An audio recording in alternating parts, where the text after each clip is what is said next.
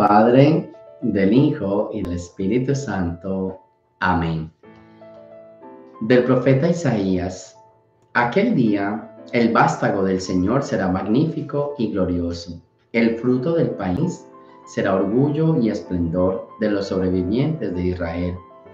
A los restantes en Jerusalén, a todos los inscritos en ella para la vida, los llamaré santos. Cuando el Señor haya lavado la inmundicia de las hijas de Sión y haya limpiado la sangre a Jerusalén, con viento justiciero y abrasador, creará el Señor sobre todo lugar del monte Sión y sobre la asamblea nube y humo de día y fuego llameante de noche. Y por encima la gloria del Señor será toldo y tienda contra el calor del día, abrigo y resguardo contra el temporal y la lluvia. Palabra de Dios. Bien, es bien interesante esta lectura y obviamente todas las lecturas que nos vamos a encontrar en el Adviento como preparación a esa llegada y a esa cercanía con Dios, con el pueblo de Dios. Interesante en qué sentido, mira, cuando hablamos de la llegada del Señor y cuando hablamos como de estos días finales, uno cree que entonces el Señor puede llegar a destruirlo todo. Pero Isaías dice, con el Señor podemos purificarnos. ¿Sí ven? Con el Señor podemos limpiarnos. No podemos hacer a lo de Adán y Eva, que Adán y Eva se escondieron por miedo. Si tú sientes que en tu vida hay mucha maldad, si tú sientes que en tu vida hay muchas cosas que pueden mejorar y pueden cambiar, entonces la idea es acércate al Señor, que Él puede purificarte, Él te puede bañar en sangre. Y en ese sentido de bañar en sangre significa purificación, limpieza. Entonces, cuando Isaías habla hoy en su primera lectura sobre este tema, Isaías nos está diciendo, con el Señor podemos encontrar paz, con el Señor podemos encontrar purificación. Bañémonos de la gracia de Dios. Y entonces vuelvo y repito la frase, no nos escondamos de Dios. No, a veces nos han enseñado de, téngale miedo a la ira de Dios, téngale miedo si Dios viene. Y entonces como que nos han infundido tanto miedo que tratamos como de escondernos. Que Dios no nos vea, llegó Dios, salgan corriendo, llegó Dios, escóndase, llegó Dios, póngase a llorar. Isaías dice, no, si Dios llega o si tú te acercas, muérete de la dicha, llénate de alegría, porque lo único que quiere es purificar tu vida, lo único que quiere es bendecirte.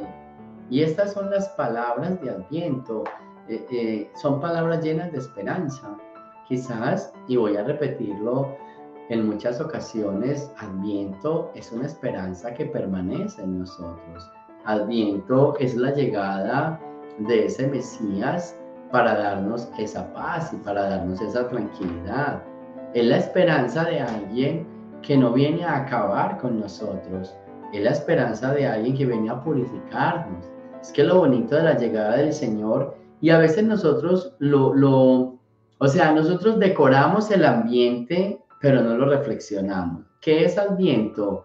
Es la preparación para la llegada ¿de qué? De la alegría, de la luz, de la estrella, de la paz, de la tranquilidad, del amor. Por eso este tiempo es tiempo de alegría, de luz, de unidad, porque llega alguien que no va a acabar conmigo, llega alguien que va a bendecirme, llega alguien que va a purificarme, llega alguien que va a sanarme.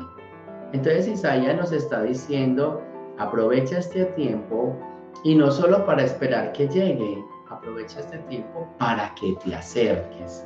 El Adviento se convierte también en ese tiempo de acercamiento. Acércate al Señor, acércalo, búscalo, invítalo, que cuando Él esté en tu vida, que cuando Él esté en tu corazón, entonces será el tiempo de la purificación, será el tiempo de la pureza, será el tiempo de la presencia y de la gracia de Dios. Ese es el tiempo del Adviento, esa es la alegría Esa es la pureza, esa es la purificación.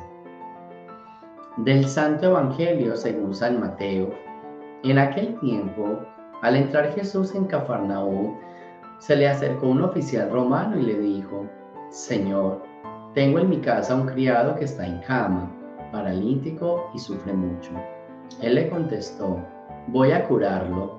Pero el oficial le replicó: Señor, yo no soy digno de que entres en mi casa.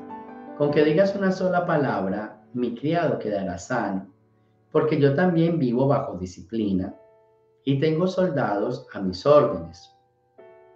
Cuando le digo a uno, ven, él va. Al otro, ven, y viene. A mi criado, haz esto, y lo hace. Al oír aquellas palabras, se admiró Jesús y dijo a los que lo seguían: yo les aseguro que en ningún israelita he hallado una fe tan grande.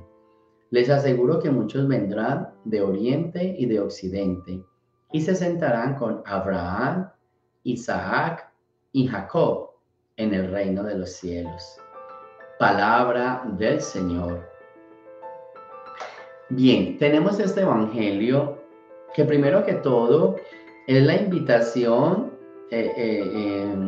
de un oficial romano. Miren, interesante la historia. Un oficial romano que se supone que no son judíos, entonces no creen en Jesús y no creen en Dios. Pero al ser un oficial romano, cree en la presencia de Dios, cree en la palabra de Jesús, cree en el poder de Jesús y por eso lo invita. Por más que tu vida esté vuelta a una oscuridad, invita a Jesús. Él va con mucho gusto. Por más que en tu vida haya mucha debilidad, mucho pecado, mucha miseria, acércate a Jesús. Él va a ir encantado de la vida a tu casa. Él va a ir encantado. Él va a entrar a tu vida con una felicidad y con una paz. Así que no tengas miedo de invitarlo, porque Él va a ir. Y va, como decía, encantado, va feliz. ¿Listo? No tengan miedo de eso. Al contrario, acérquenlo lo más que puedan. Lo segundo es este punto donde Jesús dice: ok, yo voy. Y este oficial le dice: no, Señor, no. Basta con una palabra. Ese es el poder de la fe. O sea, esa es la credibilidad de la fe. La grandeza sería la palabra. Es que podemos tener fe, pero hay actos que engrandecen nuestra fe, como este. Señor, con una palabra. Eso se llama la grandeza de la fe. Y la grandeza de la fe se mide por esas acciones o por esas obras que hacemos que dan muestra de que sí creemos en Dios. Hay gente que dice: no, yo creo en Dios y tengo fe, pero no pueden perdonar, pero siempre están juzgando, pero anteponen muchas cosas antes de Dios, pero siempre están pidiendo un milagro, pero tantas cosas que dicen: wow, sí, yo sé que cree, pero no tiene como esa grandeza de la fe. Yo creo que la palabra bien bonita es: ¿qué tan grande es tu fe?